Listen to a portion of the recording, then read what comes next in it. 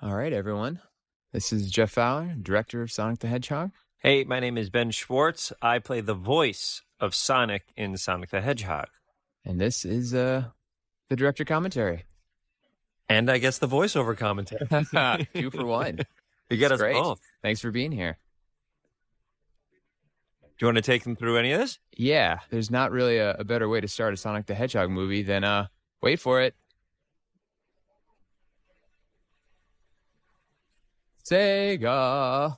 Oh, by the way, it's not in the movie, but Jeff and I, for fun, created a me saying Sega harmonizing with myself. Remember that? 12, Sega! It was like 12 different versions 12 of your different voice. versions of me saying Sega. It might be in there somewhere, buried. Oh, that'd be amazing. Deeply, deeply buried. Unbelievable. Wow. Already gave you a scoop, guys. And, of course, the opening Paramount logo with the rings was just another opportunity to do something really fun and reference the game. So I was very happy we were able to do that and swap the traditional stars out for the Sonic rings. Why is that incredibly handsome hedgehog being chased by a madman with a mustache from the Civil War? So this felt like a really fun way to come into the movie. Just tease Sonic as we know and love him, kind of dropping right into a really cool action scene, but not go too far. By the way, that's in this movie. I do more than one Jim Carrey reference. That is the first one from Ace Ventura when he goes, "Let's see that in instant replay." Hey, and then we did that there. You got to steal from the best, right? There's one more. Let's see if you remember where it is. So obviously this is a really, really exciting opportunity to kind of take the Green Hill Zone from the game and just visualize it in this really great, really cinematic way. And I just couldn't be happier with kind of how it came out. It's so lush and beautiful and fun. And look at little Sonic running around. She took care of me. By the way, it should be said also that the one of the first drafts of this film didn't have that action start at the beginning, right? You put that in later on. That's correct. Yeah, of just in terms of the structure of the movie, I think some of the backstory was kind of the trickiest to solve, only because it is a little heavier in tone, a little darker, just in terms of these bad guys coming after Sonic and his guardian Longclaw, sort of giving her life to protect him. So we had it a little bit later in the movie, and it felt a little heavy when we were kind of wanting to get into some of the fun stuff and the lighter elements. So once we kind of reworked it a little bit and put it up front, and made it a little bit more action oriented, it felt great. It was just good to get some of those backstory elements presented up front. Can I say, Jeff, I've known you for 2 or 3 years now. This is the most NPR I've ever heard you in my entire life. You're talking very gently and softly. Well, it's 90 minutes. I want to be, but you're right. This is exciting stuff. I'm gonna sound more. So are these villains from the video game at all? No. They're based on the echidnas, which of course, as everyone knows and loves, one particular echidna by the name of Knuckles. But we thought they might make a good basis for bad guys. So not specifically anyone from the Sonic universe, but based off the species, off the echidnas. Look how much emotion you bring right at the beginning of the movie. Yeah. No, we want to get off on in an exciting and dramatic way. Origin story. Yeah, baby. Yeah, baby. Hard cut too. And here we are, Green Hills, Montana, and just this scene that we really loved, which is so simple but very kind of it just felt right for Sonic, which is the idea of a speed trap and a small town sheriff, and Sonic just having a little fun, going back and forth and seeing how fast he could go. I'm bored. Tom, do you read me? Are you there? No, wait, I'm actually on a yacht in Barbados with Rihanna. OMG. That's Adam Pally. I was in a sketch and improv group with Adam Pally and a guy named Gil Azari called Hot Sauce. That's how I started my career out at Upright Citizens Brigade in New York. So the idea that I get to be in a movie with Adam here makes me very pleased. Also, it should be known that James Marsden is one of the most attractive human beings I've ever seen in my entire life. And also incredibly funny. This was actually his first day of shooting. We had him just, on the side of the highway in this cop car and just asking him to do all these jokes and gags on just being bored out of his mind. And he gave us so much great stuff. And of course, we couldn't include all of it, but it was just such a great start to the shoot, and really kind of I think showed how much fun he was going to have. What with day the number character. was this? This was actually day one. Really? This Sheriff Tom in the car being bored, and all these little, him getting out and finding the quill. This is all. What was the very first shot you shot? And what's the very last shot you shot? I think the first shot was actually that wide, the crane shot, the establish of this highway, and it sort of booming down, and then the last shot. I'll have to give that some thought. Oh, it would have been the Mushroom Planet stuff. Oh, yeah, with Jim at the end? Yeah. Just kidding. A duck stole a bagel. Did Pally improvise that? A duck stole a bagel? That's great. No, but I certainly think he could have. He's an incredibly funny individual. So, this little turtle beat, and this is obviously our sort of first introduction to Sonic in Green Hills, sort of age, and we came up with this little turtle gag, which we kind of loved and really sort of spoke to Sonic's personality of being very fun-loving and trying to do this little guy a favor and give him the ride of his life. I haven't seen this yet. Yeah. When I do voiceover, oftentimes it's rough versions of it or animatics or something like that. And it's me promising you that it'll be funny when we do it. Yeah. Because it's usually, especially in the early days, it takes a little while to get everything kind of dialed in. And that turtle thing, when you added that was like, there was like a tiny little piece, and then you kept making that. Yeah. Well, building that beat out more and more and more. Yeah. So this was obviously really fun, kind of creating this little cave, this little kind of kid's bedroom for Sonic, and sort of show how he's been living all these years since he got to Earth, and sort of accumulating all this stuff, and just having his little routine and all his imaginative little ways of entertaining. Oh, that was himself. an Easter egg, right? The bandana was an Easter egg. Yep. And you should point them all out. Here's another one, Hilltop Road. That's Hilltop Zone from Sonic 2. And of course, Rings, about as Sonic as it gets. And if I'm ever discovered, I'll follow Longclaw's instructions. May or may not be some fun little Easter eggs on this map right here. Let's see if you can find them all. There's a Sega Saturn logo in there somewhere. Gross. This is the part, in terms of voiceover, we must have done 20 or something records, maybe more. But this beginning part, explaining all this stuff, was the thing we did more than anything. I think you're right.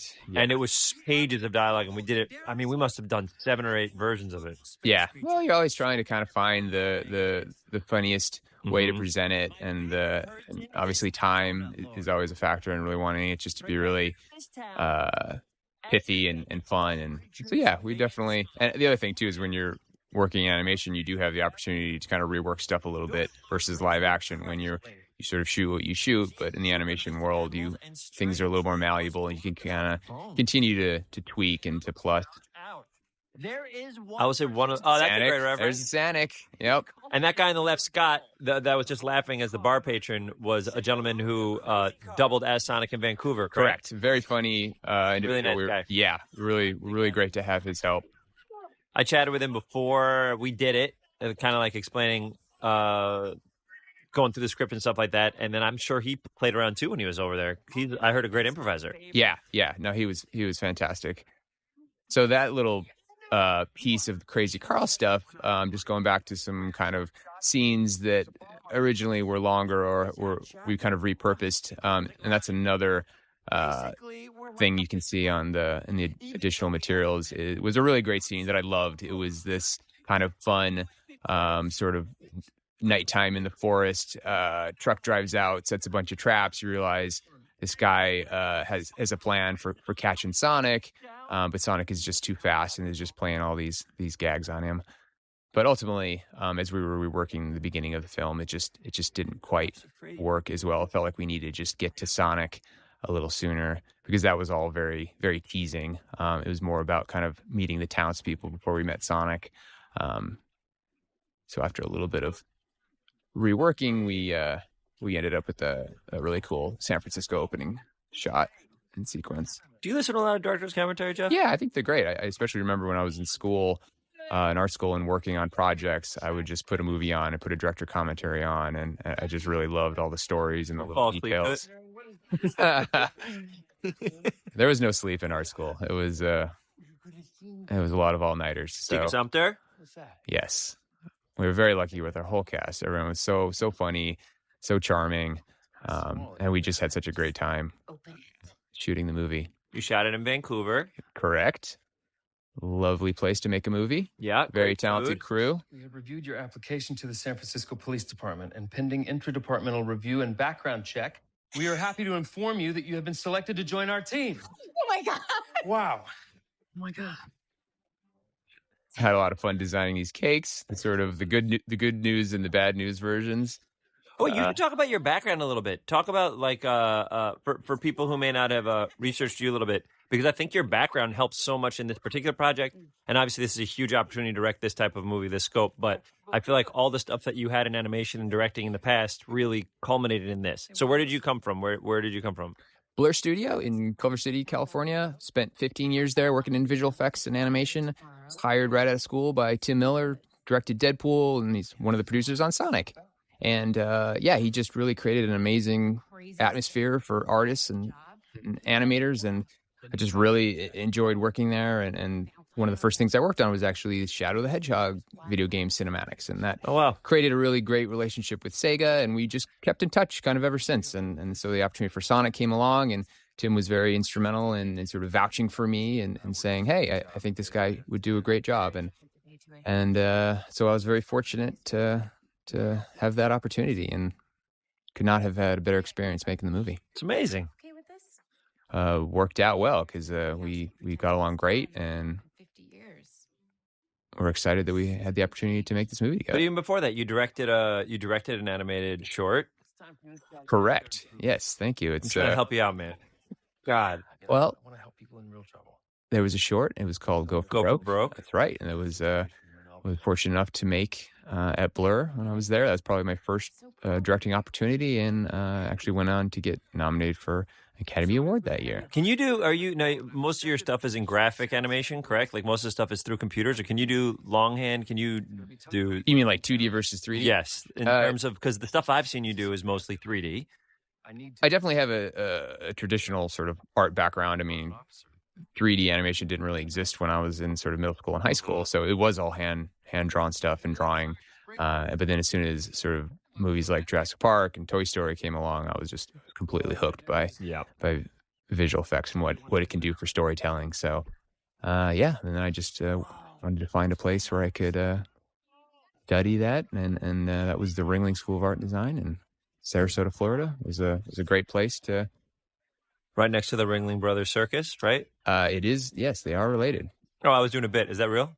Yeah, no, it is. It is. Whose kid isn't this somebody's kid? This is my nephew. That's your nephew. Yes. It was a very blatant use of directing power. Cast him. He did an amazing job. He did an incredible job. Yeah, he did a wonderful job.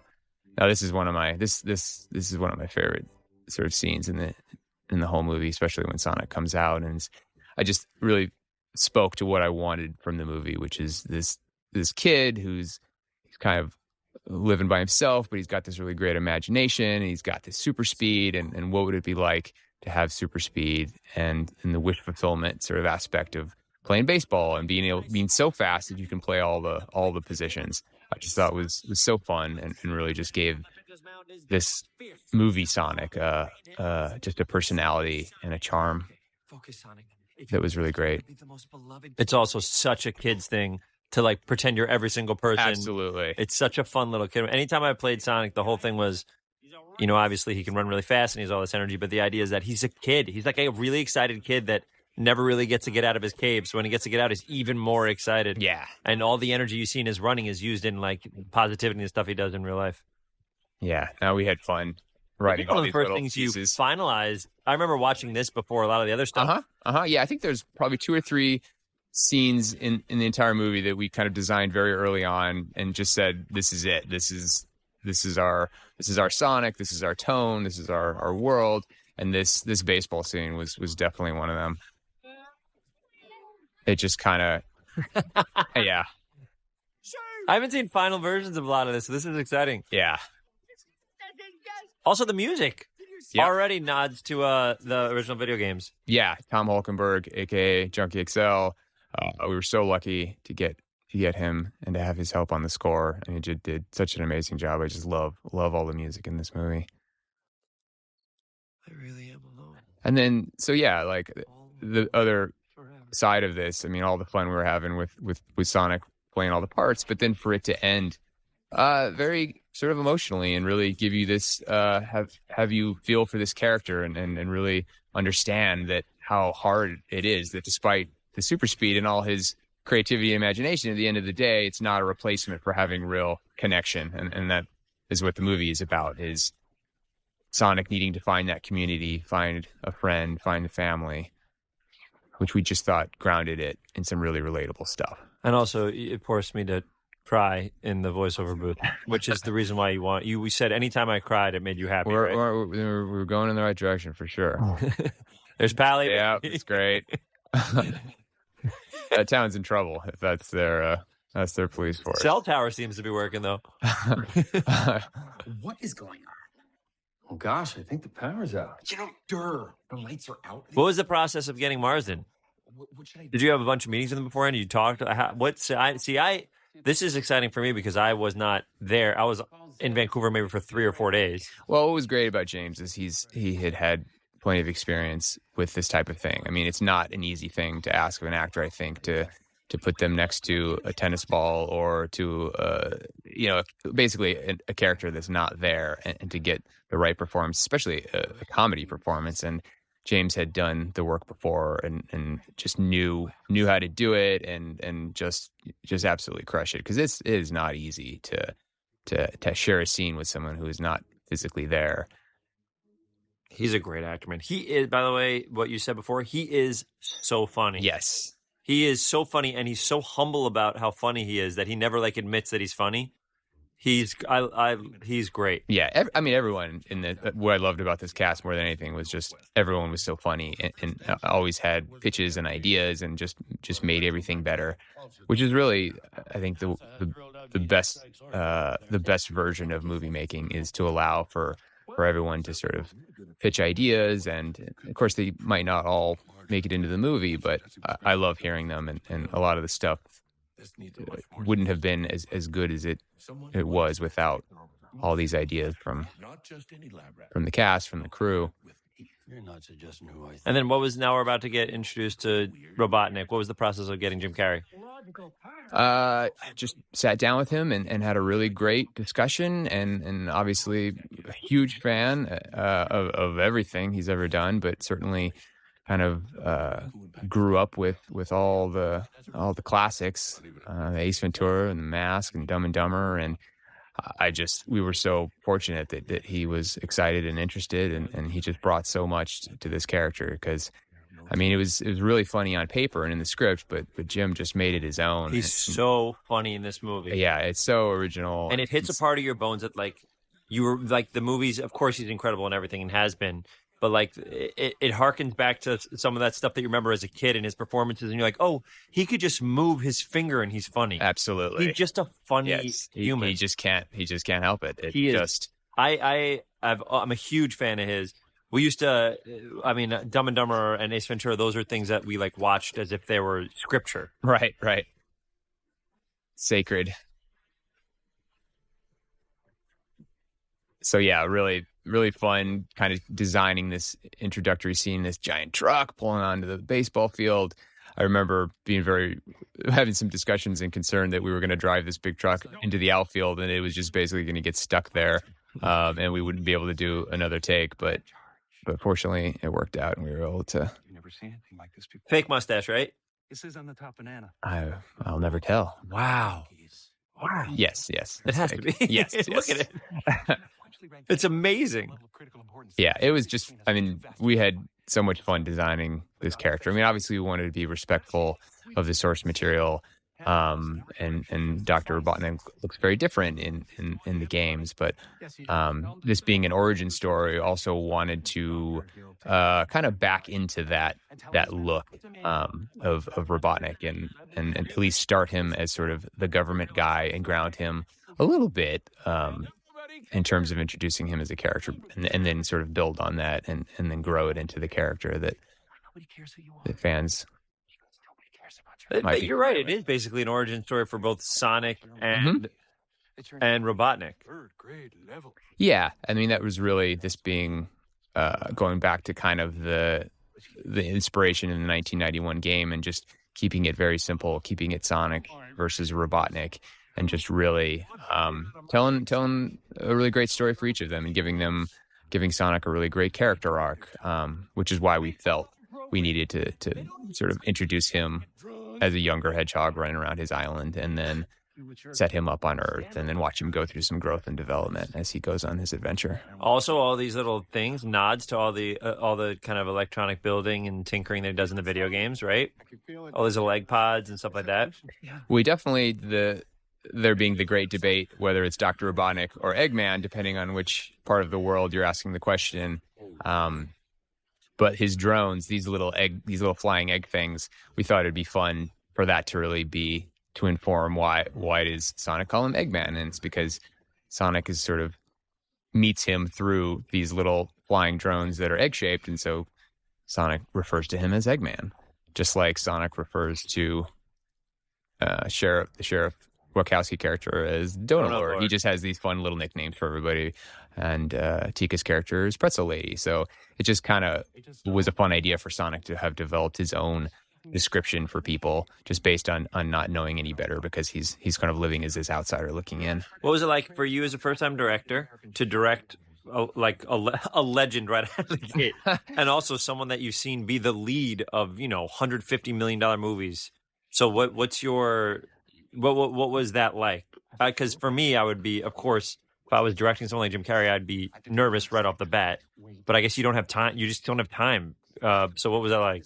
Just having enough conversations before we were there on the day shooting and just trading ideas. And certainly you get to do that when you're blocking a scene and you're talking about ways to do it and to make it funny. And so, yeah, you just kind of work through it. It's a sharing of ideas, and it's a collaboration. And I think that certainly is a way of getting everybody comfortable with each other before the cameras are rolling. So having enough, I guess that's the trick, is just having enough time to discuss, share ideas leading into the actual shoot, that you feel comfortable with each other, and and can just have some fun and have the atmosphere be light, and hopefully get some great stuff. Baseball got a little upset. Lightning shot out of your butt, and now they're coming for you.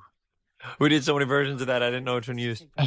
I love this little shot, this little manic collection of all his items. Toothbrush, toothpaste, hair gel, nightlight, funny hat. Yeah, the funny hat. I mean, one thing we learned very quickly on was giving Sonic props and outfit changes was just a big win. I mean, it was so fun to dress him up in all these little outfits or give him all these little props that we just couldn't get enough of it. So anytime there was an opportunity to do it, we jumped on it. That hat alludes to a callback to me wearing a cowboy hat in the cowboy bar. Who knew? True. You're right. Goodbye, kid. Oh. Make him cry. Yeah.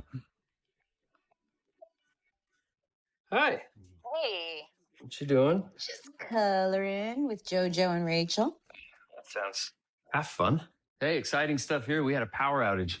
The whole town went dark. It was like a sign telling me to get out of Dodge. Wade must have lost. By the way, the reason that I got the role, or I don't know, you must know more than I do, but I had a meeting with Tim Miller about a different project, and while I was there, Jeff was literally sitting. I sit next to Tim Miller. Yep. It was destiny. It was you right thought there. I had a bunch of Sonic stuff on my desk, and you're like, oh, I love Sonic. And I'm like, hey. And then Let's Tim talk. Tim's like, you should talk to Jeff because you might be perfect for blah, blah. I was like, oh, yeah. And then you called me and you're like, yeah, it would be a dream if you could do this. And I was like, you know what? Let's do it. I'm excited by the opportunity. Yeah, no, it was it was fun. I mean, it really, you could just tell you got it. You got the character, and you brought some really kind of new stuff to it. Because, I mean, I love many actors have played Sonic over the years, but I really love obviously the humor that you brought to it. I think in the movie, you really just give him there's vulnerability, there's charm, there's an earnestness, optimism. It really just, for me, was kind of a perfect fit. So we were very lucky to find you so early on. And yeah, I love where we landed with movie Sonic. You have to do it. There's no other option. All right. SFPD! Pending background check. Pause in the air! Meow? Meow. Now a meme. Meow. For me, always was try to keep it part of like the process because I loved this so much. And then I remember getting a phone call. I just finished doing a podcast and I was walking out and I didn't know if I was going to be this role or not, because obviously there's protocol and stuff like that people do.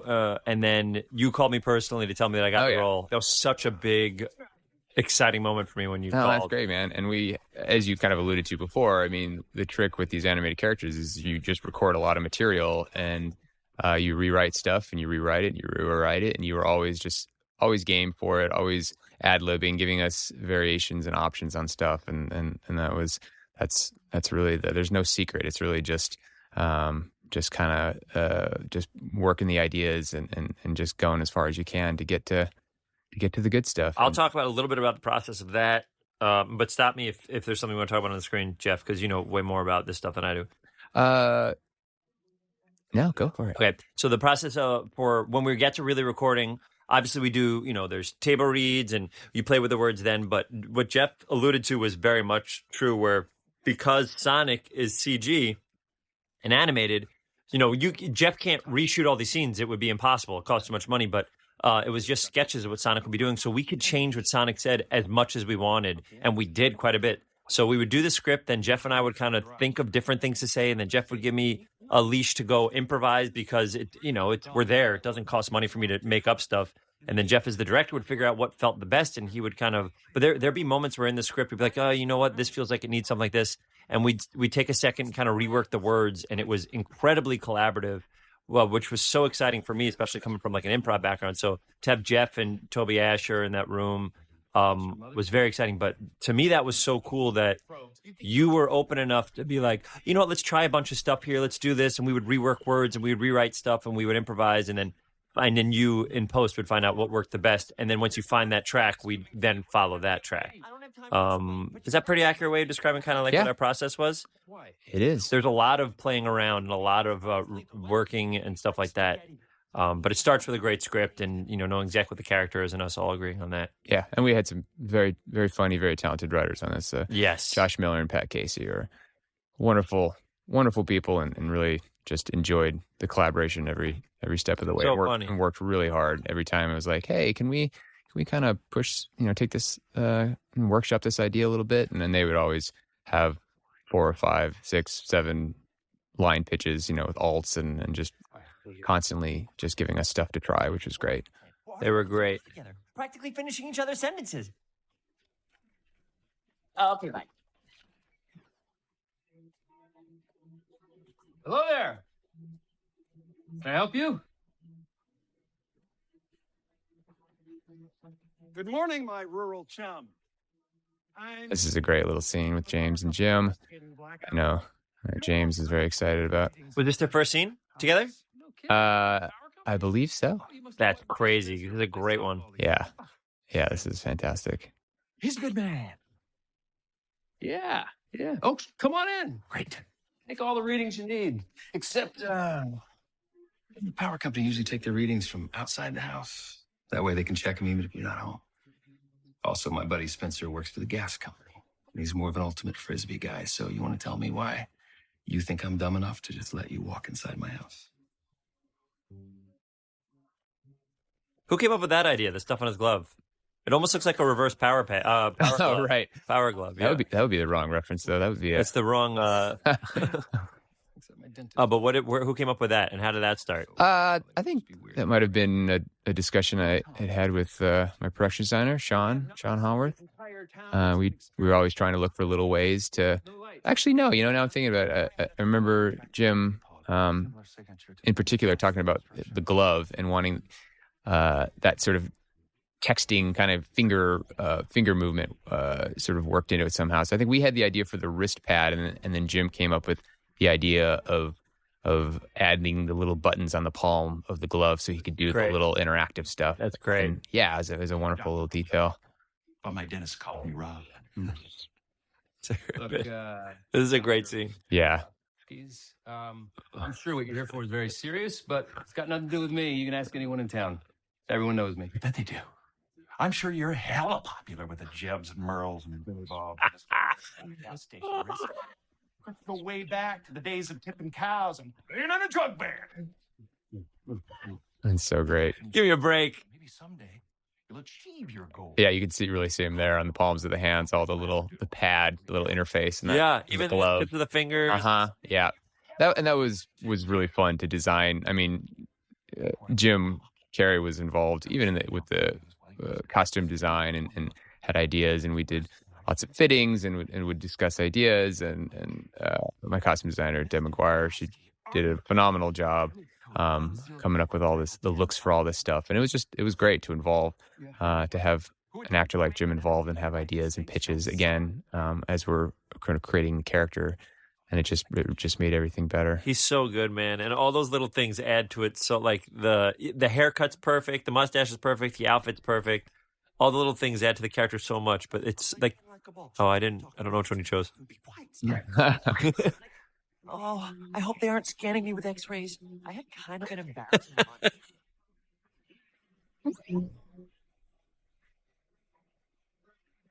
Oh, So yeah, this is a fun idea. It's something that had never really seen, which is this idea of Sonic actually be able to peek out of his ball shape a little bit. Felt like a fun. oh yeah. And then tucking him in with the stack of the sports equipment. It just felt like a fun little image of just Sonic trying to disguise himself amongst all these other balls, but being able to actually peek out and see some of the anxiety as the drones close in. Raccoons. There's a lot of animals on this. You had ducks. movie. We saw ducks. We saw Turtles, raccoons. ducks. There was a possum scene that didn't make the Diva. final Possum cut. was a diva. Dogs. Oh yeah, Baby you got a golden ducks. retriever. Humans. That's great. That's great. Yeah. It's just he could literally move, and it's funny. Yeah. Well, he's just so aware of his silhouette and in relation to the camera, and it's just incredible what he's able to do. Now that was plugged in, right? Because I saw some old footage. So that's like Some of them that's cool. That's plugged in. Yeah. Well, definitely when Marsden picked it up in the kitchen because we needed it to have that kind of glow. Right. But this one, it was just when it's just kind of that was one of the ideas we were developing very early on, which is this idea of like when Sonic is running around, he's not necessarily, the quills aren't glowing, he's not generating the electricity, but in the really kind of emotional moments where it's almost like reaching a next level, a deeper sort of level of his power that even he doesn't maybe necessarily understand. He's a kid. That's such an exciting thing. Also, for a movie that kind of aims itself towards all ages and everything. You know what I mean? How many movies are there where the star is an action hero and is a child and a hedgehog? Right. But No, it's very. Oh wait, is this the piece where? There is a piece somewhere in this movie where you use the video game animation of me almost falling off of something, right? Yeah, that's in the hotel, right? Oh. The little, that's an Easter egg when he gets to the edge of something, he has to do his precarious little balancing. What was I thinking? I'm gonna puke. We did that a bunch of times. I'm gonna puke. These are the toughest. Anything where Sonic and Tom are actually interacting physically, it's always tricky to get it to look right.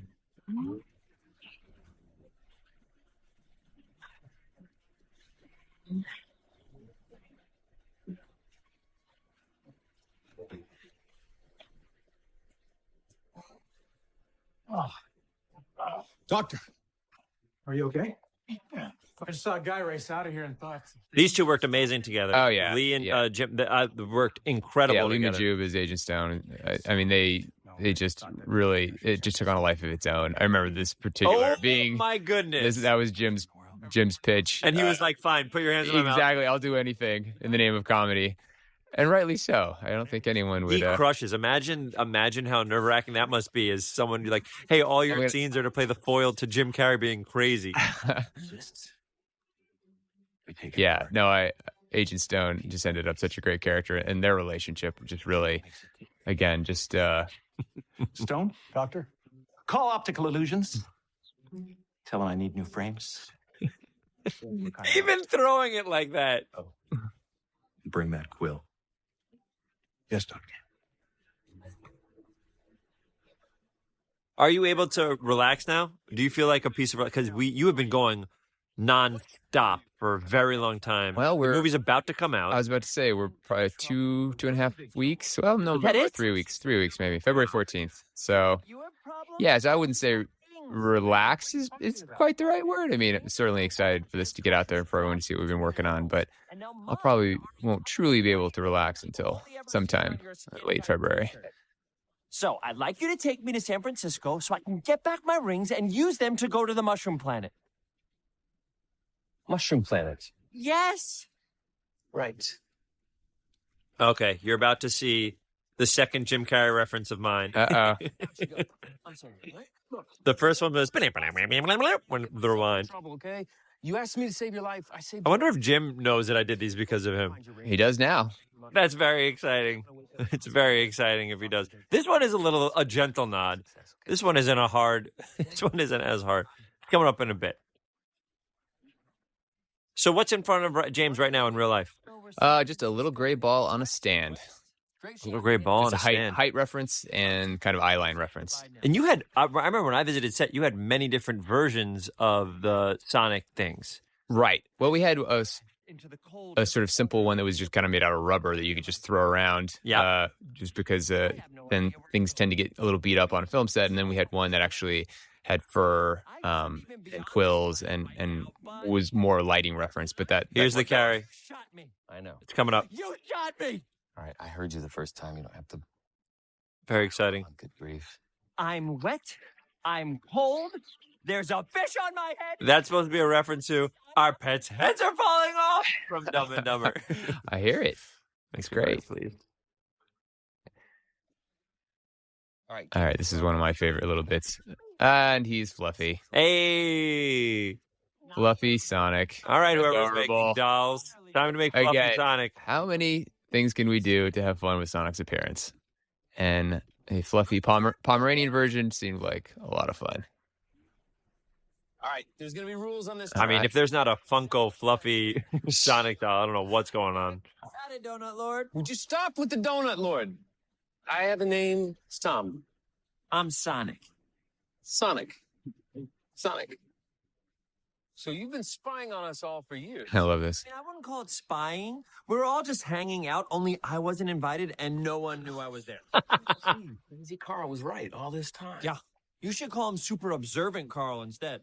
That line from the table read till when we did it made me laugh. You should Great call him line. super observant, Carl. Love that line. No. This is a great gag too.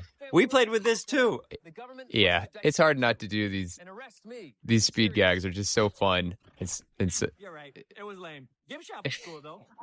mouse pad. When are we going to get there? We will get there when we get there. I remember I literally saw a cut of this and I said, is there any way you can make that paddle game go on for way too long? You're like, oh, maybe. I don't know. We have the technology. This is going to blow everybody's mind. There's something called a phone booth in this. There was a lot of talk about that, remember? Check in with Wade, see if you know. Yeah. Are kids going to know what a phone booth is? Yeah, I remember that. Yeah. It's true. They are hard to find these days. It's a payphone. It's mostly for drug dealers and It's a great line. stay in the car. I don't want anybody seeing you. Fine. Okay, where were you in this? You're still what part? Yeah, we're in Vancouver. And this was the location. We found something that we thought we could put a bunch of neon and park a bunch of hot rods in front of. And, But you built the inside of this. I remember that. Yeah, that was a stage. Interior was a stage. Exterior was the location. This has got to be such a fun day to shoot. Oh yeah. Just nonsense outside. It's Yeah. craziness. Look at this. Yeah. It's also very fun. One of the reasons I love animation is that whether it's for whatever TV show or this movie or something, is that I'll do the voice so early on, and then sometimes you go a little, you'll be big with it, or you choose your moments with it, and you have no idea what the character is going to be doing until Right. they actually animate it a year and a half later.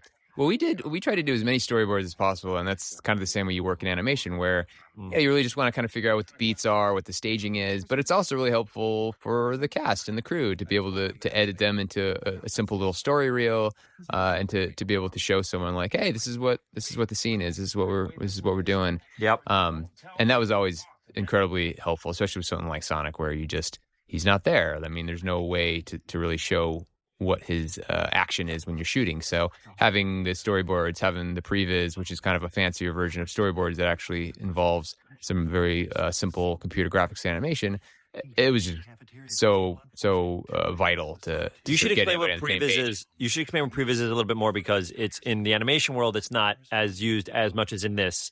So, like, explain. So, previs isn't. It's literally almost like a 3D rendering of what the room will look like and what the character's going to be doing. Correct. Right. Very simple, very quickly assembled in the interest of sort of having a first look at it and be able to make changes. But yeah, it's really just taking the storyboard, which is a drawing, and building it in 3D with actual 3D models and some simple. Sometimes, if it involves humans, you may do a motion capture shoot, so you can actually have character moving around the environment and set up the camera accordingly and design all the camera choreography. But we did quite a bit of that, especially for action sequences. We did one for our big drone highway sequence later in the movie, where you just want the cameras to be really dynamic and exciting, and it's just kind of hard to do that in just a storyboard drawing, because you just end up doing a lot of drawings, and there's perspective changes, and the best way to do it really is just to try to do some simple 3D work, and that really frees you up. How did you guys find Pally?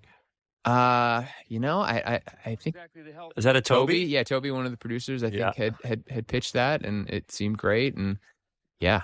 So I saw a previs of this entire thing inside. Yes, correct? I remember that you really. Yeah, especially the bullet time, because there was so much work that was going to need to go into designing that. Was that a chili dog reference we just said? He was bringing chili dogs, right? There are some various on some of these. I mean, the big one is during the actual slow-mo sequence when he eats it off the waitress's serving tray. But yeah, when I was talking about the baseball field and how there was sort of a handful of scenes that we just really loved and kind of what we want to do with the movie in terms of just planting a flag and saying, this is it, this is our Sonic, this is our tone. That was basically the baseball field, but then also this bar fight, frozen moment thing, which of course we've all seen frozen moment stuff in bullet time, but we just thought we could do something really fun with Sonic and bring his in the personality and humor and just kind of make it our version of slow-mo, which we thought ended up really fun. Make his a mellow yellow, please. Okay. You owe me one. And again, going back to just Sonic's in a disguise. He's got a cowboy hat. He's got sunglasses. Give him props. Give him props. Give him props and give him props. This is a really great set too. This great set. Yeah, I got to see this set when I visited Vancouver. I mean, just so much character, so much detail. Our production design team and our set decorators they just knocked everything out of the park. It was so much fun to shoot in these sets. Oh, Sonic. You know what I'm always impressed with? First of all, the fans of this property are unbelievable, but unbelievable in many reasons. One in which they love this character very much. They want it. They really do care about this property, but also they're so talented. The fan art I've seen. Oh yeah. Yeah, insane. They're just talented artists. One of my favorite things is when the fan in the artist community embraces a character or a movie, and then all you see in social media is just everyone doing their own take or their own version of something. It's so cool. And people for this property in particular, to me, it's just the artists that are doing this, the men and women who are doing this are amazing. Yeah. So because I've seen like so many Cowboy Sonics already, right, and they're great. They're great. Yeah. And people haven't even seen the movie yet.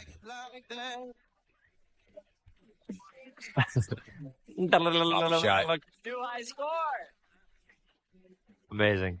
And also, I will say, while we're talking about the community and how we got very lucky, is there have been a lot of people, or there have been a few people who've done the Sonic voice before and have all been amazing. Yes. I mean, very incredible performances by multiple people. Yes. So there was a piece also that when this came out in the trailer, I was hoping that people would embraced me as a version of Sonic as well. And even from the first trailer, people were very much on board and supportive of me. And it just made the whole process even more exciting for me to like enjoy it. You know what I mean? Amen.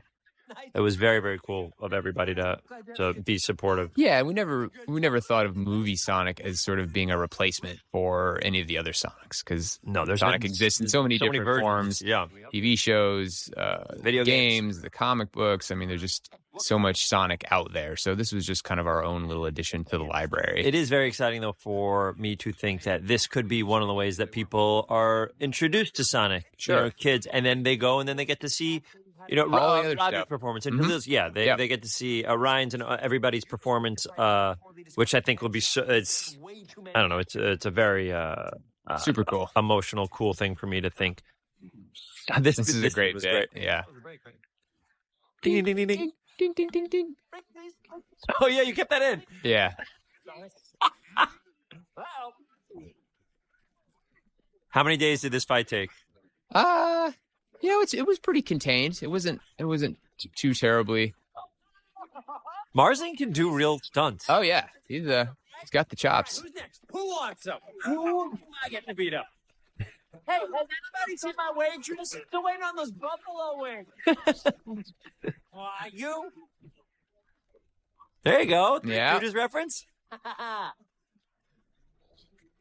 Doesn't even faze him because I'm wearing those soft gloves. Really? Oh, great song choice also. And here we go. Oh yeah. We tried a lot of stuff, but when we landed on this X Ambassadors thing, it was just so perfect, so cool and fun, and it was just a perfect fit. Look how much fun he's having. Oh yeah. Like, give me a break. Yeah. Tooth coming out of the mouth. Yeah. Yeah. This is another one where we just were able to continue tweaking and So what's stopped in real life? So yeah, I mean, it was funny. We did a bunch of tests with high frame rate photography that would have really slowed the footage down. But what worked the best, ironically, was just everyone holding their pose. I mean, none of these people. There's no sort of trick. Hey, Chili Dog. Yeah, exactly. Got to get that reference in there.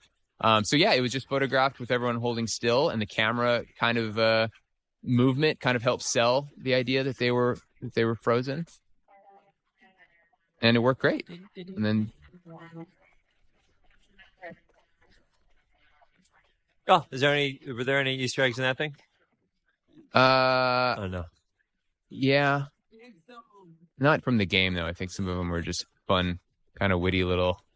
What's the name of this restaurant? The Piston Pit. Piston Pit. Yeah. That's a little Bugs Bunny Matador. It's perfect. Yeah. And again, I just. Yeah. Ooh, that guy, did he hit the camera in real life? No, he came close, but.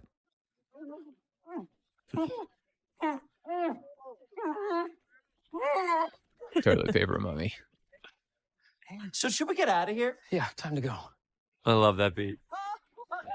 Wait a second. Did we even pay our tab? It doesn't matter.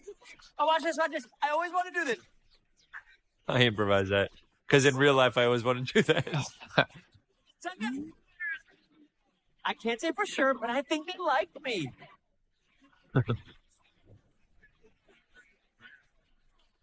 Oh, yes. Yeah. So this is like a big moment because together they achieved something. Exactly. So They're Tom becoming real was friends. not thrilled about having to help Sonic on his journey, but now has learned a little bit more about this little guy, and there's definitely a bond has been formed. And the odds were against This is another. I really love this scene. the blue blur. Scratch another one off my. I remember we were watching different cuts of this. I remember being like, hey, like the second that fight happens, man, you really feel them really coming together and the exciting. And then I remember that. I remember like even from the original first cut you had, I was like, wow, you've already kind of captured the energy and the excitement between them two. It was very exciting to watch. I'm gonna pass out watching TV. And you said this is the only movie you'll ever direct, right? You said this is it, then you were retiring. You're the opposite of Quentin Tarantino. You want to do one and then you're done? No, I had an amazing time. If I'm so fortunate, I would love. There it is. Upper left is when he's kind of falling off. Yep. Good times. And that was that shot. I mean, that it's like, hey, let's do this thing where Sonic is zipping all over the place and doing all these gags. We're like, okay, great, we need like 10 gags, and so it becomes quite the challenge to kind of create all the little material and all the little actions. But it really came together. By the way, now that you can pause this, now that you have some sort of, however you're watching this right now, you can pause it and you can actually look at all of them at the same time. Yeah, I'm excited for that. At least you won't be the only fun guy. Oh, I like the pillow fight version of Sonic having a pillow fight with himself. That was pretty fun. Oh, I didn't even see that one. Yeah. This is a great shot. This is incredibly well animated. Just love the acting in here. This was another one that when you were designing, this is one of the first that was totally done, right? After you. Mm-hmm. I remember watching this and being so proud to be part of this movie. That's beautiful, Ben. I do. Because it was like a nice scene too. Like we had all these funny ones, then the nice sweet ones worked too, which I thought was a big deal. I mean, those are really that's hands down the hardest stuff. We know Sonic can run fast. We know we can create cool action with him, but we really want him to be able to act and for you to really kind of like sympathize with him. And I'm going to quote you. You said, for Sonic, we need the best actor in the universe. I think that's what you said. And then you said, call Schwartz. Is that accurate? That's 100% accurate. And then when the movie wrapped, you gave me that as a gift, and you said, will you be my real friend? Oh, did you keep any props? I didn't get to keep any props in this because I didn't get to go to set much. Of course I did not. That would be completely inappropriate. Everything I've ever done, I've taken something from. I've asked the prop master, but even for when I did little stuff for Star Wars, I found something to grab. Say where he was going. Maybe. Maybe not. Like I'd ever tell you. Stand down, Agent Agent Stone. Stone and Robotnik hot on the trail. And understand the urgency of the matter. Really? Now that's what I call good cop, bad cop. This is great. Jim did like 6 or 7 kind of Vulcan neck pinch things where he just pinched his neck and Stone, just dropped to the ground. But then he just on this random take, he did this throat chop, which was just hilarious. I don't think so. I don't think so funny. But it's just great. Brilliant, sir. Thanks. Good for Lee, man. He was in for an adventure. He just keeps up with them too, which is great. He was up for everything. He was fantastic. You're the one leaving Earth, and I'm not planning on dying anytime soon. Oh, don't be so sure. Your best friend is a magnet for danger. You're already anointing yourself as the bestie. Mm-hmm.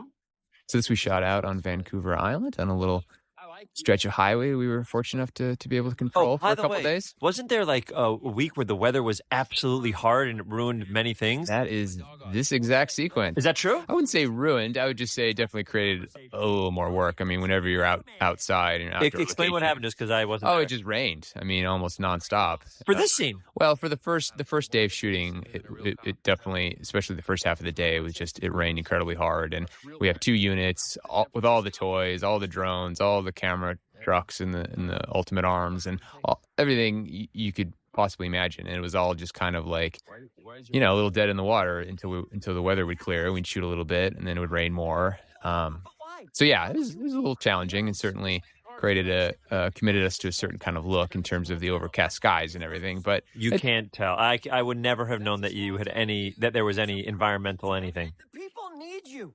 It looks great. Thanks. I love once this action kicks in, this is another one of the sequences that we had so much fun designing, and this idea of Robotnik catching up to them and just unleashing his drone stuff is the best. Yeah. So fun. So how did this come about? Was there in the script, or was it like, is this the scene where he dances? No. This is just him, in his kind of revealing that he's caught up to them, and this kind of fun little volume of sort of holographic stuff for him to be picking out what he's going to use to and go this is in him. his van, correct? Right. Yeah. In that big black van that we saw at the very beginning. So he's sort of activated one of his drone tanks and sent it after him. You're not making any sense. You calm down. That big little red thing is part of the video games of a lot of his bad boy things too. Mm-hmm. It's a fun little callback. Anytime you miss a Easter egg, I'm gonna say it. Yeah. It's important than protecting the people you care about. Uh-oh. Here we go. I get...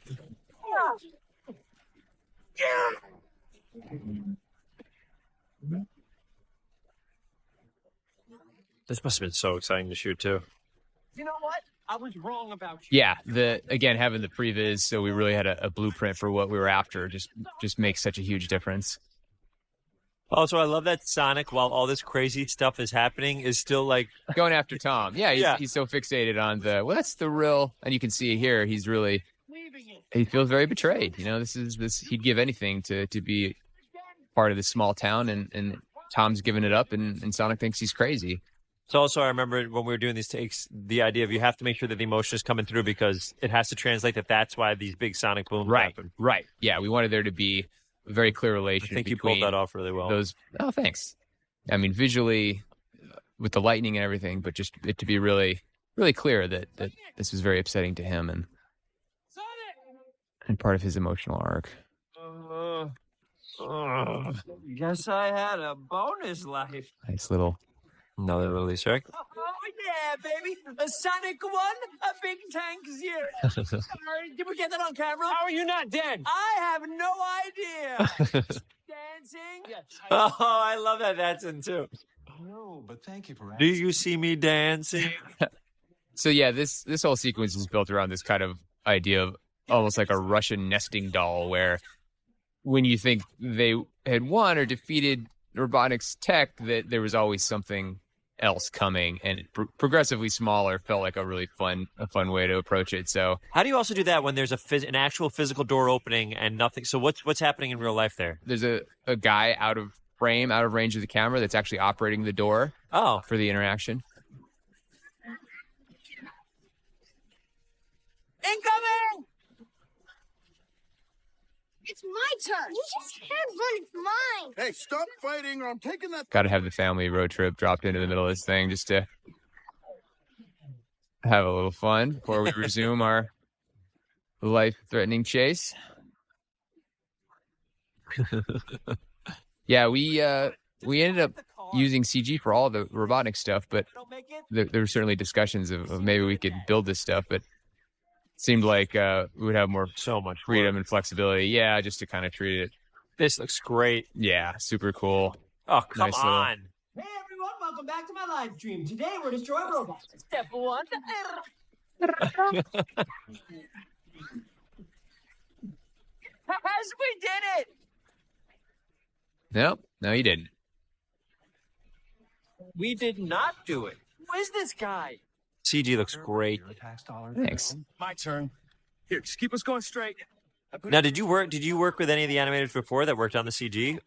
No, it was a new team, but I had a wonderful experience working with them. They really nailed Sonic's performance and all his little mannerisms. They did incredible. Yeah, they really did. Really charming performance, funny. Drive here in this truck. It's happening as we speak. That's great. That's new. He wasn't holding an owner's manual the last time I saw it. Bring him in closer. What? Bring it in closer. Hit the brakes. Oh, you mean this one?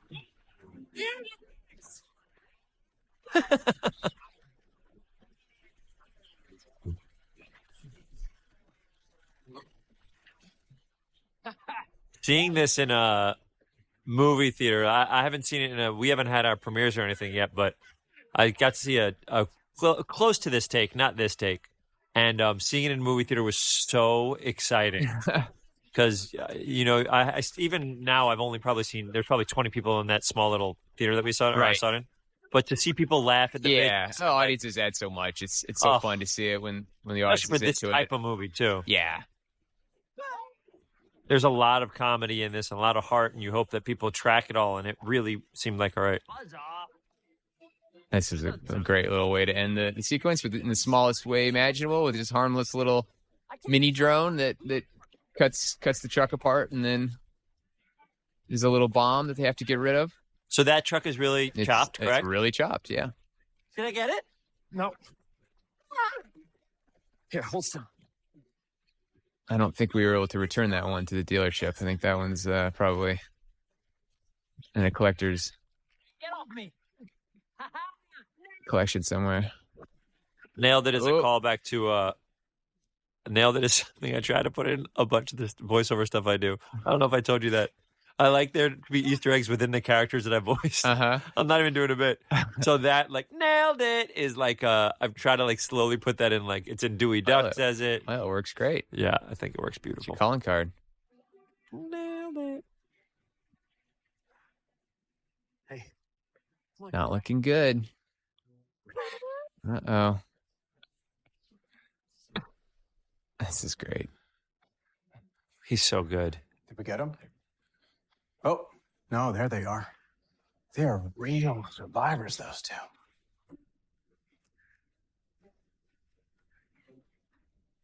Can we have a moment? He's been grabbed by the mouth. Yep. He's been choked. No, I won't miss you when you're gone.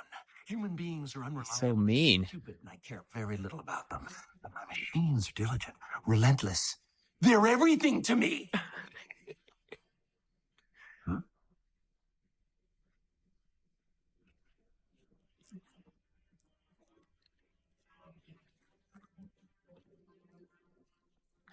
Agent Sona's been holding on to that for him. Since the house. That's Japanese, in case it's not clear. His little. Now, did Jim break a lot? Like laugh a lot, or not really? I'm sorry, like break the scene because or like how does Lee not laugh at that? I don't know. Lord knows the crew was laughing, and you turn to your left, you turn to your right, you just see a bunch of people just holding their laughs, and their faces are turned like beet red because no one wants to ruin a take. But this stuff's so funny that sometimes it can really be hard to suppress. Natasha Rothwell, she's so great. She is. Yeah. So funny. Yeah. All this stuff in this. Great comedian too, and a writer. But yeah, he's so funny. Yeah, especially this whole sequence is she just steals so many scenes. Trying to call you. Ditched my phone so they couldn't track me. Track? Jojo! You got a lot of funny people. Pally's like a comedic powerhouse. Natasha's really funny. Tika's great in this. James, great in this. Trying to make comedy. Step one: hire funny people. Good to see you. No, Laura, baby, jeez. She's great. So JoJo is actually a reference to my wife, Joanna, whose nickname is JoJo. So. Is the dog named JoJo? No, the little girl. Oh, the girl's named JoJo. I was like, why would you reference to your wife? It was in thanks of all her support over the wonderful 3+ year process of making this movie, and gave me so much support. And what's the dog name? In the movie, it's Ozzy. Ozzy, the dog. This is the dance. Yes. When I saw this for the first time, it was a very early screening of the film, and I loved it so because I didn't know it was going to happen. Yeah. It's a little non sequitur, but absolutely perfect. And Who chose song, music for this? So yeah, that was Jim's pitch. It was this little kind of 70s hit, early 70s, I think, by the Poppy Family called "Where Evil Grows." And Jim pitched it, and it was just so wonderful and weird, and yeah, it just worked great. Now, was this in the script? The great gag, the blowing out the circuit breaker, and evil laugh. Bad Nick's at the top there on one of the pieces of tape. Another Easter egg. What's Bad Nick? Bad Nick's is kind of what the Robotnik's stuff is referred to as in the original game. Yeah, all his little robots. So, just killing time while the quill gets analyzed. So. This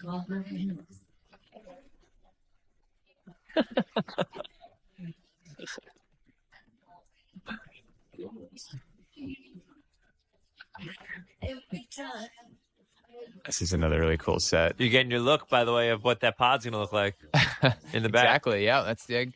That's your first egg pod back there. It's got its engine folded up, but just kind of love the idea of him having all his stuff sort of with him in his mobile lab and being able to kind of call it up at a moment's notice.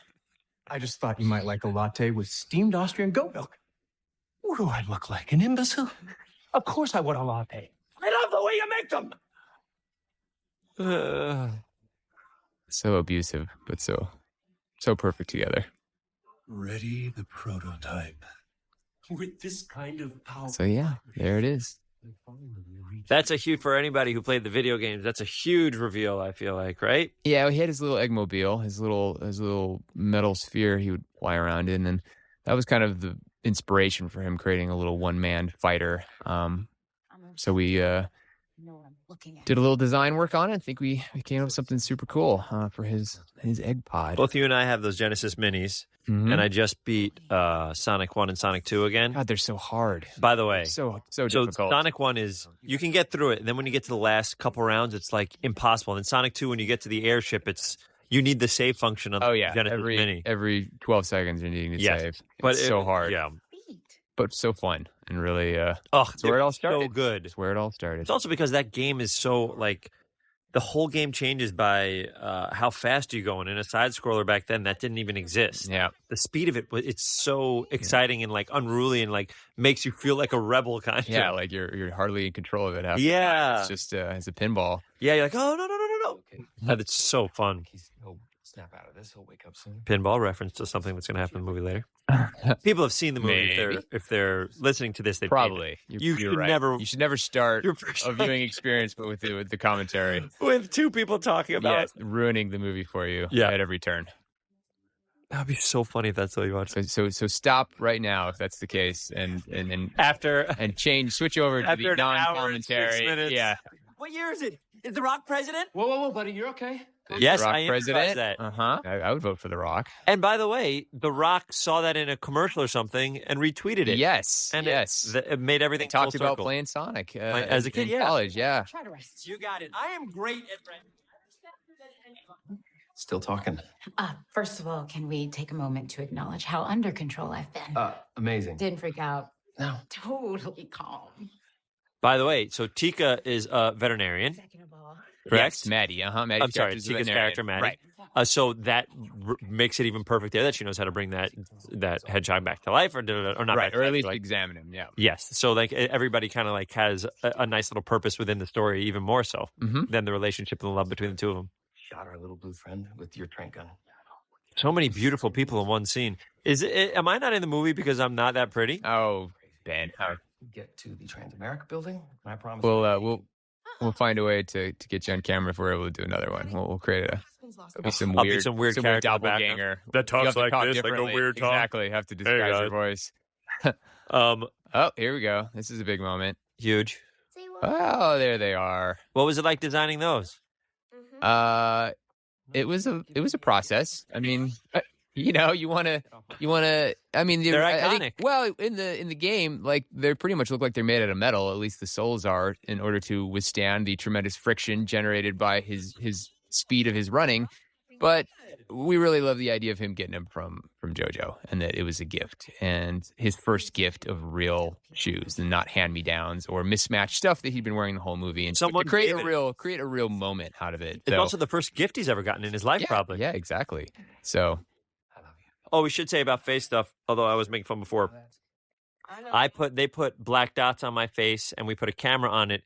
So at the beginning, anytime we did the script many times, we did all the lines, you could see exactly how my personal face did it. And then I believe they matched a lot of the emotion to that. It's definitely a great reference because, I mean, faces are very complicated things and expressions are very complicated. And anytime you can have a little bit of reference, give you an idea of what makes the expression great or work, you grab it. And so, you were very patient with us for putting all those little dots on your face because it looked weird.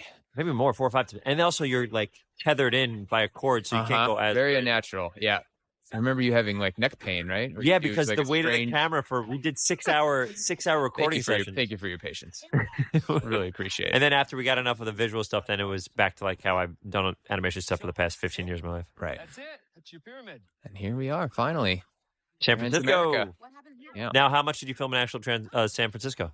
Well, this street scene is still Vancouver. Wow. But we did shoot, we had an additional kind of plate shoot where we were fortunate enough to grab a bunch of stuff in San Francisco and for the action sequence that is coming up in a bit. This was a part of trailers. This was a big, or when you get to the elevator. You got to jump around the roof. Got to get up there fast. Or we're going to have a human pancake on our hands. You came all the way from Montana. Yeah, that's how serious it is. He's great. He's great. Okay. You just saved a life. Let's push right through that moment. Sonic in a gym bag. I love this shot of him just peeking through the little crack in the zipper. And I can't breathe in here.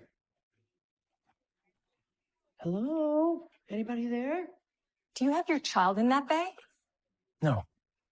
I mean, yes, it's a child, but it's not mine. Great line. great look. It's not your child. Relax. I'm a cop, okay? Plus, he likes it in there, don't you, buddy? Why would I like it in here? This is worse than the dog cage you had me in earlier. Such a kidder. We did 100 different versions of that. Get in the dark. Is anybody there? There's a pattern forming here. I think we did a lot of versions of everything. Yeah. But you have to, again. You got to just That's keep pushing. I remember I listened to an interview of Jim Carrey because I think he's amazing. And he talked about how he likes doing a lot of takes. This is, again, years ago, so I don't know how different it is now. You know better than I. But he said he liked to do different takes because it's all about what happens at the end. Why not cover everything you can? Mhm. So in the end, you can choose you have the options. best. Yeah. Yep, So absolutely. in an interview I heard about him, he's like, yeah, I do enjoy taking a lot of takes. And I think if we're thinking about the end result of the film, it's always helpful. And I was like, oh, that's kind of amazing. We did it. Hey, sorry we didn't get to do everything on your... His little satchel was kind of a necessary little thing we designed because obviously he's got these rings and he uses a lot of them over the course of the movie. But giving him his little pack We are a couple of loose cannons just was obviously very necessary up front and to kind of figure out how that would work. And Well, I think it looks great. in the video game or any video game, how does any character Where are those hold coins anything? coming from, right? When Oh my goodness! Think about the rings here. Mario's coins. Think about Zelda has like 30,000, or Link rather has 30,000 things in a little Right. tiny satchel. Yeah, exactly. And 6 different shields. Uh-huh. And I always There's thought a little that more was logic that you have to apply to something like when that. you're in the real world. Uh-huh. Yeah.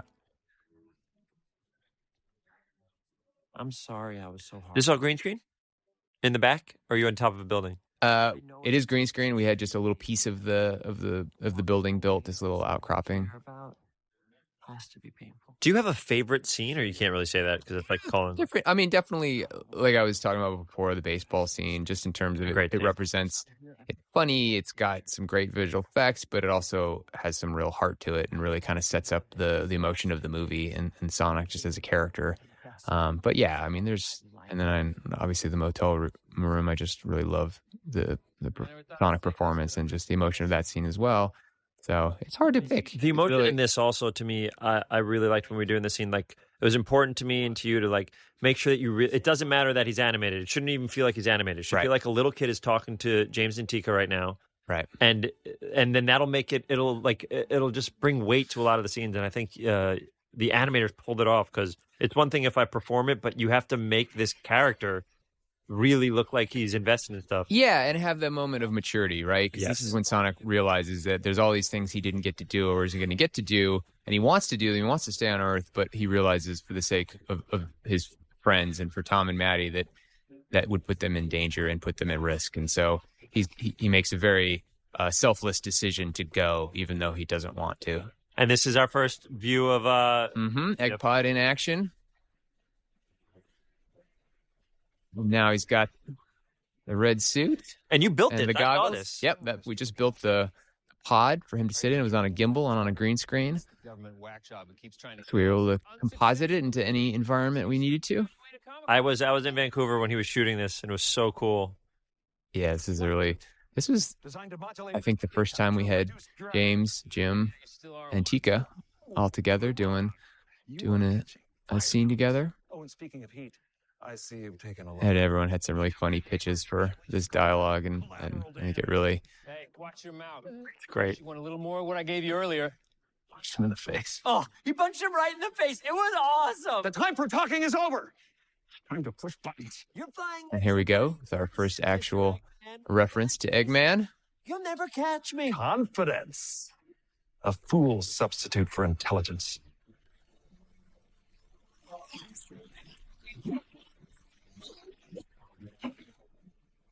That's not good.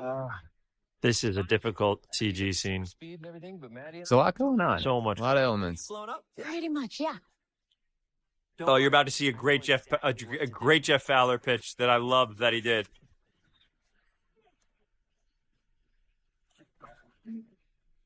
I was not expecting that.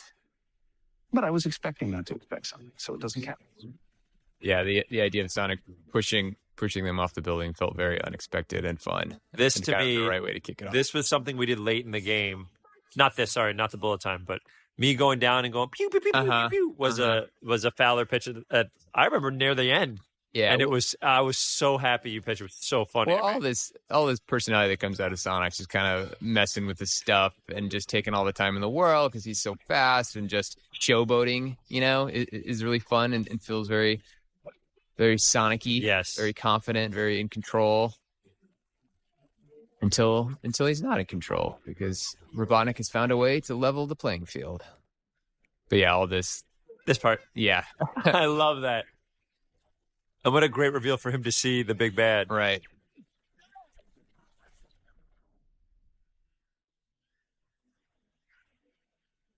So the only two things that are not bullet time. Well, now, so we've dropped back into real time. Yeah, so he basically got blasted. And Sonic, and then he blasted. He got blasted out of, and now we're into real time, kind of regular speed. That's what our visual effects supervisor, get right that the camera just pushed past. Was that true? A little cameo. Hey, that's an Easter egg. When Sonic gets hurt, all of his rings go like that. And the noise. This is a Back to the Future reference. Glad you're here. Could use some help. Old Bessie's about to give birth. Give me a minute. Is that his father? No, it's a farmer. Oh, I thought it said, "Hey, son." No. Just a townsperson. Farmer Zimmer. That was Hans Zimmer? No, Farmer Zimmer. Can't believe that's Hans Zimmer. Bounty hunting is a complicated sport. That's not Hans Zimmer. Werner Herzog. Werner Herzog is in Complicated Sport. Sorry, not Hans Zimmer. I did a movie called Floor and Ulysses, which he was in Vancouver. Small industry. All right. Now we're off to the races. Now, you must have had this viz like crazy, Yes, we definitely did previs for this just to really figure out what the angles were, what the action was. So how much of this is filmed? How much of this is on a crane? How much is dolly? All of this, a lot of this was filmed, and then some of it kind of becomes the reference material for a 3D version where you're kind of just mapping the world and the buildings onto objects in 3D space. And this felt important to close the loop on our opening Which was, by the way, if you remember, that the movie did not start like that. So for you guys to find those beautiful, bookends was great. Yeah. And then coming up, Smash Brothers pose. Hey, love it. Another one. And that's alluding to what's about to happen. Right. Also, the visit Paris. Yep. Sonic's got his bag of rings. Up to me before.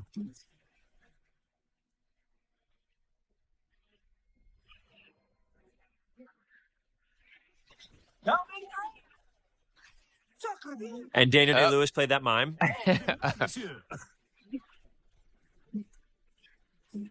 It's got to be fun for Jim to be filming in Canada because he's Canadian. Oh, absolutely. And the crew just loved having him there. All right, so tell us anything. Well, everyone was really excited about this early on, this idea of using the rings to sort of hop around the world and have a chase sequence that's jumping from the Great Wall to the pyramids. And it just really felt very, had a lot of scope and was very cinematic. And also using the rings as transport is something taken from the games, right? Yes. I guess you could say because you jump through the big ring every now and then. One thing we realized with this sequence in an early trailer, the trail on Robotnik's egg pod was actually blue because he was using the power of Sonic's quill. So they thought, it would be Sonic power, so it would be blue. But then a little down the line, we were like, you know what, though? In these wide shots, you just cannot beat red for villainy and for evil. So we made that little adjustment. And it helps you track them also. Exactly. Give it a little differentiation. Now, this was on an island in Vancouver, right? A little off of Vancouver. Yeah, we shot in a little town called Ladysmith. Very charming little town, which was very gracious to host us. I like Vancouver. I just filmed a movie over there for 3 months, and I loved it over there. Mm-hmm. No, it's a great city. Really wonderful people and beautiful locations. It'll be fun to take you back to the lab for a litany of invasive exploratory procedures. Any last words? Guac. I like that word. Funny till the end.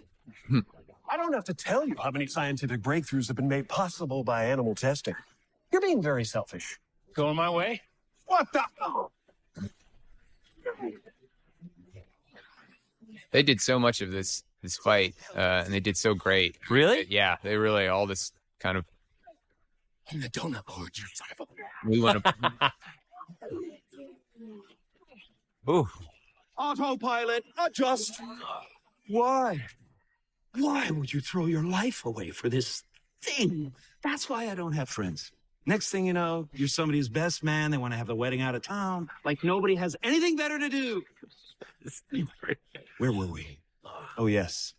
You were about to die. That's our sheriff you're messing with. Hey, Pally gets a hero moment. Crazy Carl. Yeah, it's the townspeople coming to defend their sheriff. Oh, just careful. Which... Tom.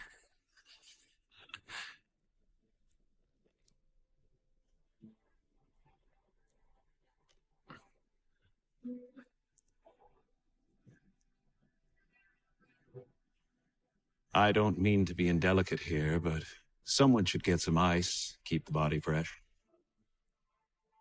And you originally wanted fart noises to come out of Sonic then, right? That little alien knew more about being human than you ever will. His name was Sonic. This was his home. And he was my friend.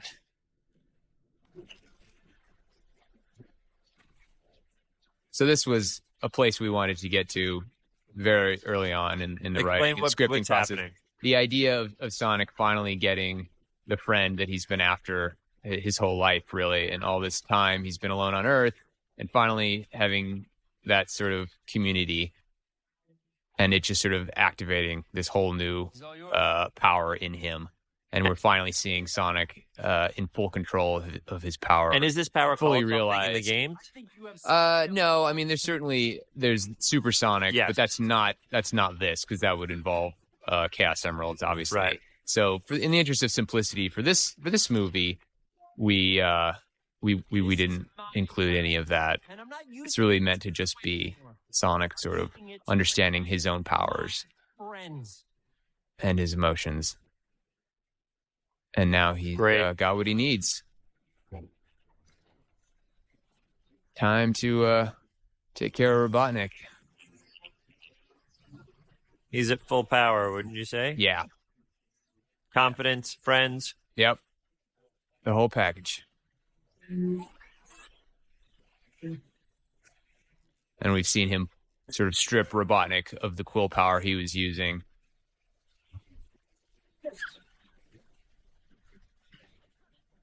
And this is a reference, too, to a video game. I've played many a Sonic pinball. Yeah, this was just, what can we do to just really create an exciting visual and just... So cool.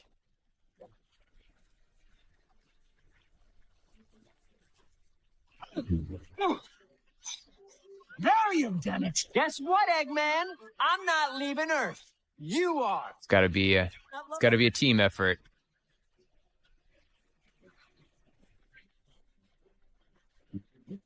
It's a movie star.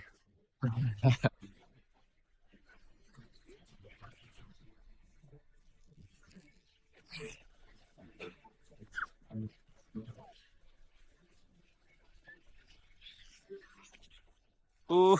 Yeah, coup de grace.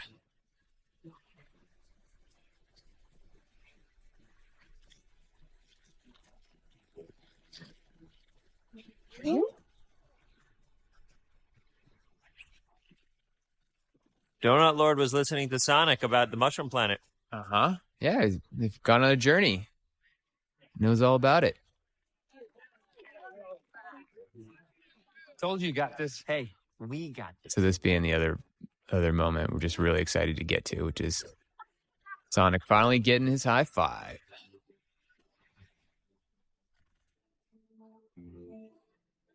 Tears. Think these belong to you? Thank you very much. No more pushing people off of buildings. You know I can't promise that. Did pretty good, Space Hog. Thanks, Donut Lord. You're gonna have to explain this donut lord thing. Oh, sorry, that's for me and the little guy, right? We got our thing. You got your thing with you. Oh my god, my sister. Gotta go. Great One more cut. callback. Great One cut. more callback. Jojo, put on my Fitbit. Also, another little Easter egg. Gotta go fast. Yeah. We can never go back there. I mean, are we? Because it kind of feels like we're home right now. Really? I kind of feel like I checked the Save a Life box off my bucket list. Now all I want to do is spend my life with the people I care about. Movies are fun. They are. Let me tell you something, Jeff. Movies, they're super fun. All right, everybody.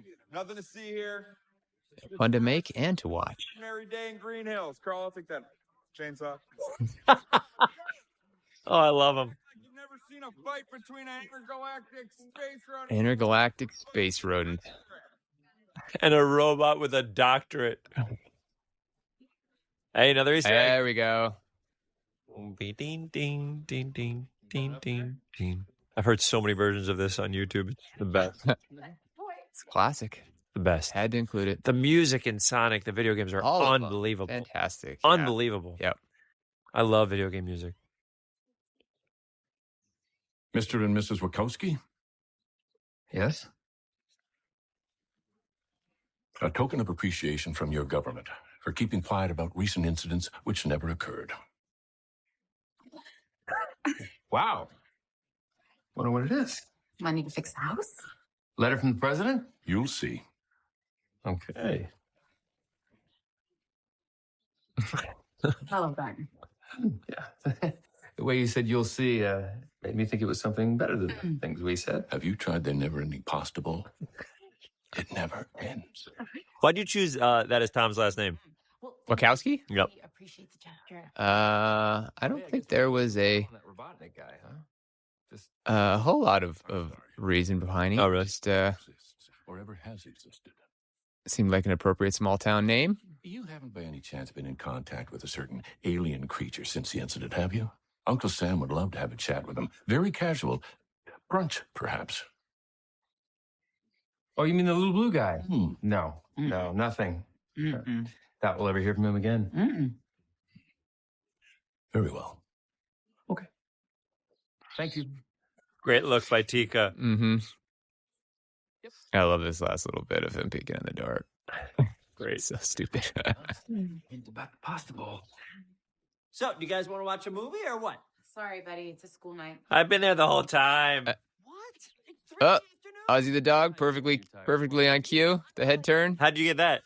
pure accident. Is that true? Yeah. We know. I think Great. somebody was shouting instruction at him from off camera, and he just happened to turn his head. So, which was great, and we could use it. So another moment we just always felt just really kind of perfect was to reunite Sonic with all of his stuff. But now he's got a roof over his head, and rather than being the outsider looking in the window of the home, he's in the home. How'd you choose the props and stuff? Are there, because it seems like a lot of 90s reference, obviously Flash for the speed. Yeah, well, the other thing that kind of seemed like it would make sense was you don't want Sonic actually stealing, like kleptomaniacs stealing stuff directly out of people's hands, like a bunch of current, Right. You know, like sitting there with a tablet, and So it's a like bunch stuff of people left behind. Exactly, it's like secondhand, which also gives it a little more charm, I think. Where Yeah. he's just taking stuff people have discarded or don't want. Race car bed, perfect. Well, Yeah, welcome home. Thank you. there's a reference to the Archie comic series there with the race car bed. Lots of Easter eggs in there, folks. In that room, there's a Sega Genesis. Yeah, tell them that. Some of these things you're just gonna have to go hunting for. I think there's a lot to cover, Wait, what are you doing? Stay away We from did. but they are there. Stop it! I'm warning you. I've got nunchucks. Hey, stop. Okay. That Sonic Ozzy scene just felt right to kind of call back to at the end here of him saying, "Well, I don't see what you're Tom's best friend. I don't see what the big deal is," and then calling it back for his last line. And then? Yes.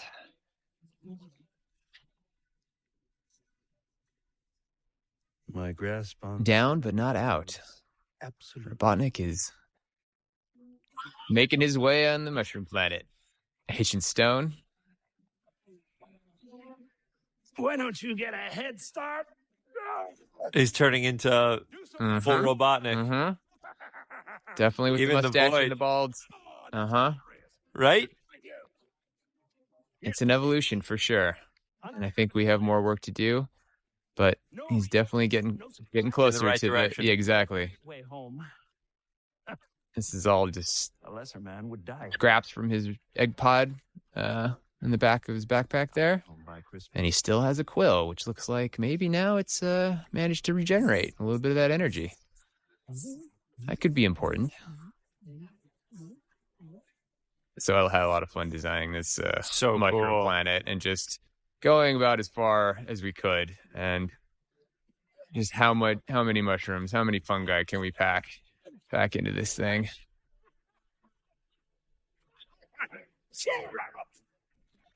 Hey, there's a little guy, 16-bit. Directed by Jeff Fowler. Jeff, you did an amazing job. Thanks, man. We had a blast. Pretty incredible. I mean, this is just a dream. Great I mean, writers.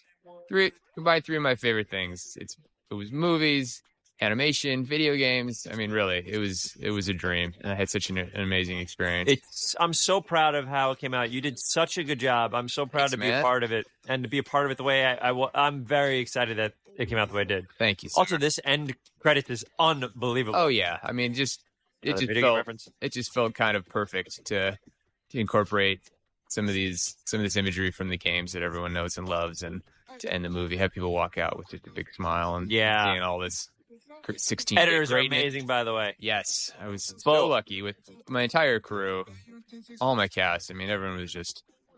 I was about as lucky as you could get with all the people involved that made this. Every day I gotta make it count. Every second gotta make it last. How'd you guys decide? So, what was it always kind of like? Okay, let's bring back to the bits for the end credits, or no? It was definitely when we really kind of started getting to that point in the schedule where we needed to start working on it and designing it. Picture Mill is who we worked with, by the way, who did a fantastic job realizing all of this. But yeah, it felt like, okay, we want to do something 16-bit, but we also want to sort of visit some of these movie moments and kind of visualize the movie in the style of the original game. It just felt like a perfect union. Oh wait, there's one more scene. What's this? What's going on here? I thought we were done. Oh, I haven't seen the final of this yet. It's very exciting.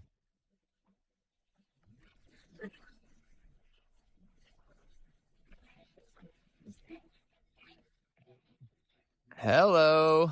These readings are accurate. Tails. Here. I found him. I just hope I'm not too late. So we were incredibly excited to be able to do this, and certainly that was a question we would get asked throughout the process. Are you going to involve characters like Tails and their fan favorites? And while we didn't choose to do it for this story, we just knew that we had to kind of if there's more allude to telling it. of this exactly, tale, you have to we had to get Sonic right, but now we certainly would love the opportunity to sort of build out the world and bring in some of these other characters that everybody knows and loves. Was there always hey, voice of Sonic, hey, Ben Schwartz, that guy? Was there always plans to have Tails at the very end of it? Yes, there was, right? Yes, there was always meant to be an Easter egg, a teaser, because I love that. I love when movies do that and they say, hey, we know you love these characters. Maybe we weren't able to do it in this movie, but we just want you to know that it's coming, that it's out there. It's part of the world. Yeah, we're taking care of you. We know. We got you. We're just as excited as you are. We got you. That'll be exciting. All right, so now we have the credits here. Obviously, please look and recognize how everything is amazing. Is there anything we didn't get to talk about? So many people. It takes so many people to make these things, really, and each and every one of them plays a very special part. Sonic being my first movie, it really opened my eyes to just how many people are involved, but just what a great community, what a great experience it is when everyone kind of comes together to problem solve or to create, solve the problems and create the movie. It's just fantastic. Is there anything you didn't get to say while we were watching it that you want to say now? It doesn't have to be about this, but anything in the movie, because we only have like a minute or so left. There's probably about 5 minutes left, actually. Oh, okay. Well, I've had to pee for like an hour, but I can 5 minutes. I'll explode. It'll be great. No, I had such a great time making this. I'm so grateful and thankful for all the people that helped us do it. Had wonderful support from all our producers, our studio. My sort of mentor, Tim Miller, was a big part of getting me this movie, and certainly enjoyed a tremendous amount of support from Neil Moritz and all our friends at Paramount and Sega. And we could not be happier with the movie we made, and just so excited to get it out there and to share it with audiences. Tim Miller, man. If I didn't take that meeting with Tim Miller, that's right. I don't know what would have happened. That's right. It just happened to be perfect timing. It was destiny. Yeah. When I had that meeting, do you know I was coming in? Do you know you were going to try to use me or no? No, that was sort of the fun of sitting next to him, because, every now and then I'd just be sitting there at my desk doing my work, and I'd turn around and it'd be Ben Schwartz or whoever he happened to be taking a meeting with for a project. So yeah. It was always it was So if I didn't have that meeting, there's a chance I may not have even done it. I don't know. Wow. We don't even have to answer that. Think about it. No, yeah. we don't even want to think about that. No. I am very, very proud and very excited to be part of this movie. And Thanks, man. I'm so excited with how it came out. I've also watched you as a director from before you started rolling till now. And because of the VO aspect of it, I'm with you. I'm in post a lot with you. And it has been so amazing to watch you. Thanks, man. Work and also keep your cool and also stay creative and find ways around anything. You did a great job. And also for your first movie, that's pretty Thanks, brother. No, movies, they're tough. It's a long process, but it should be fun. And just working with people like you and just the joy that comes from that creative collaboration. I mean, it's just fantastic. And yes, thank you for all you've done for this film and continue to do, promoting it and talking to the fans, and the love you have for this character and this franchise is so real, and it's just fantastic. We're so fortunate to have your help. You're very kind. We're very lucky. You and I got very lucky that and I appreciate you returning my text messages from time to time when I had a moment when I'm shooting, when I needed a laugh or needed some insight. So you're a resource for sure. Let's make some more of these, huh? Yeah. How many more do you want to do? Let's start now. You want to? How many more? Let's say. By the way, by the time someone's watching this, they'll know if the story is continuing. They know more than we know right now. The movie has not come out yet, but we hope that it is received the way that with the amount of love that we put it out. Absolutely. If the audiences can experience even just a fraction of the joy and fun we had making it, then I think we'd be in great shape. But fingers crossed. Well, Jeff, you're a wonderful human. Now with child. That was the other wonderful thing. Throughout this process, you had a kid. I did. And you named the kid Sonic. Really true dedication. Yeah. Well, I'll have it changed later, but it felt like good for the crew. It had morale. to be, yeah. The guys, Boy I've Sonic. had a child. I had a son. I named him Sonic. Let's finish this movie. Yeah. And make it great. And it worked. It absolutely worked. Thank you, Paramount. Thank you, Toby. Thank you, Neil. Thank you, Jeff. Thank you. Look at how long. There's so many people to thank. Is there another thing at the very end? No. We're done. This is it. Unless I'm forgetting something.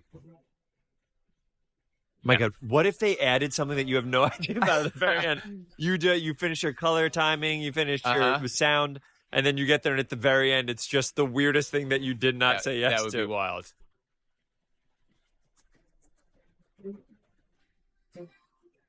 Canada. Thanks everybody for listening. Yeah. Jeff, any final words? Hope you enjoyed the film, and thanks for listening. And we'll catch you later. Bye, everyone. See ya.